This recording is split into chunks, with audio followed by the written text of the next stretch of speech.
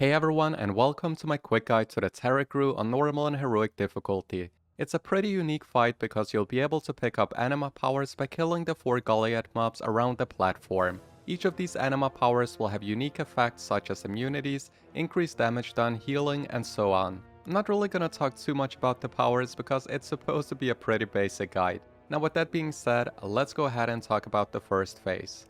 The first ability we're gonna talk about is called Overpower. This will inflict physical damage to the tank and stun them for 4 seconds. On top of that, it will also apply Crushed Armor, which increases physical damage taken by 200% for 20 seconds as well, so make sure to tank swap after each stack. Throughout the fight, the boss will also enrage and gain 5 stacks of Fury of the Ages. This will increase his damage and haste by 25% per stack. You can suit the stacks if you have a Hunter, Rogue, or a Druid, but if you don't have any of these classes in your raid comp, you can pick up one of the anima powers instead. The next ability is called Grasp of Death.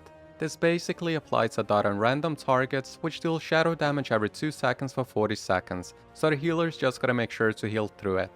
During the first phase, players will also get targeted by an ability called Chains of Eternity. These chains will fly towards the player after a few seconds, stunning and one-shotting the first person in its path. If you get targeted by the chains and you don't have an immunity, someone else can immune it for you. For example, mages can ice block in front of you, and hunters can use turtle. However, if you don't have enough immunities in your raid comp, you can also pick up one of the anima powers and soak the chains to avoid the one shot. Next we have an ability called Predator's Howl.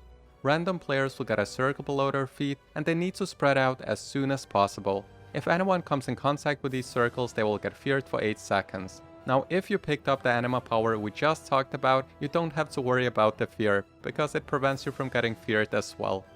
On heroic difficulty you have to deal with an additional ability called Remnant of Forgotten Torments. The jailer will basically call down 3 different torments. Each of these will have 5 charges that the players gotta soak. If you don't soak them, the boss will get buffed, so you need to soak them ASAP. Just keep in mind that every time you soak one of these you will get a debuff as well, so be careful not to soak too many stacks. But anyways, let's go ahead and take a look at the 3 different torments. Players soaking Modragar's Echo will take 10% extra magic damage for 1.5 minutes. If this one is left unsoaked, the boss will gain a total of 50% increased magic damage instead.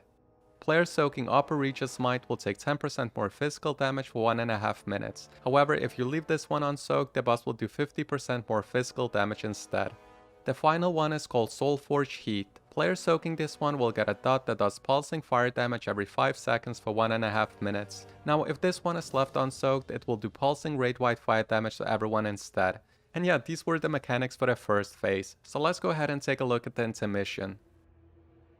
The Intermission is pretty straightforward. You basically just have to find a safe spot to avoid the damage.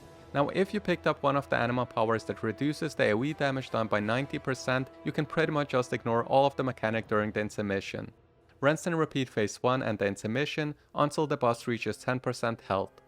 At 10% health, the boss will transition into phase 2 and remove all of your anima powers. On top of that, the boss will deal 500% more damage as well, so you basically have to run around the room and kill the boss before it kills you. And yeah, that's pretty much it for this guide. I hope you enjoyed it, and if you did, feel free to leave a comment below if you have any suggestions. Also feel free to give the video a like because it truly does help out. But anyways, thank you so much for watching, and I hope to see you all in the next video as well. Take care.